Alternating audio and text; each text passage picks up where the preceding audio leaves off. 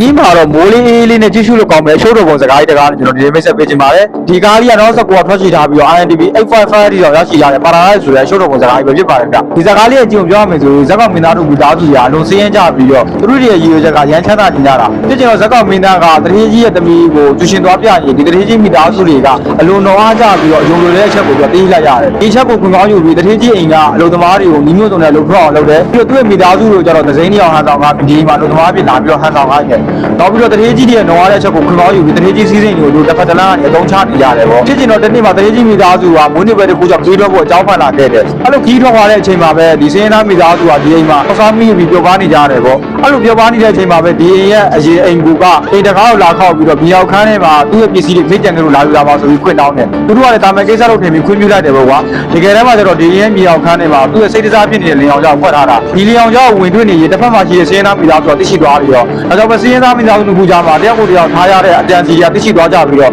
တယောက်ကိုတယောက်ပြန်လဲတက်ဖြတ်ကြပါပြီးတော့တစ်ဖက်မှာလည်းဒီတရေကြီးမိသားစုကမိုးရမ်းရွာတာကြောင့်သူတို့သွားတဲ့ခီးစဉ်ကိုပြက်ကွက်ပြီးအိမ်ုံပြန်လာတယ်။အဲကြောင့်ပဲဇလန်လီကတစ်ခုပြီးတစ်ခုကိုရှုပ်တော်ပုံဖြစ်ကြပါလေကွာ။ဇလန်လီရဲ့ဆုံးသက်မှာလည်းဘယ်လိုမျိုးရှုပ်တော်ပုံတွေထပ်ဖြစ်ပြီးတော့ဇလန်လီရဲ့ဆုံးသက်မလဲဆိုတော့ဟိုကျွန်တော်ရင်းနှီးချင်းကျေးဇူးရမယ်။စကားကြီးပဲဖြစ်ပါလေဗျ။ဒီစကားကြီးကဆိုကြည်နေရင်နဲ့ကိုမှစိတ်ဝင်စားဖို့ရန်ကောင်းနေပြီးတော့မိတ်ဆွေကကြည့်ချင်တယ်ဆိုရင် channel ကမြန်မာသတင်းသွားပြီးကြည့်ရှုလို့ရပါပြီ။ channel ဝင်နီးကိုလည်းကျွန်တော်ဗီဒီယိုလေးပါသေးသေးရှင်းပြပေးထားတယ်ဗျ။အကယ်မိတ်ဆွေနားမလည်သေးဘူးဆို comment မှာ high ခဲ့ပြီးတော့ကျွန်တော် channel လေးပြချပေးပါမယ်။ကျွန်တော်က channel ကဇီလေးပဲဖြစ်ပါတယ်ဗျ။အဆုံးကြည့်ရှုပေးကြတဲ့ကြောင့်ကျွန်တော် YouTube ကိုကြည့်ရှိပါတယ်။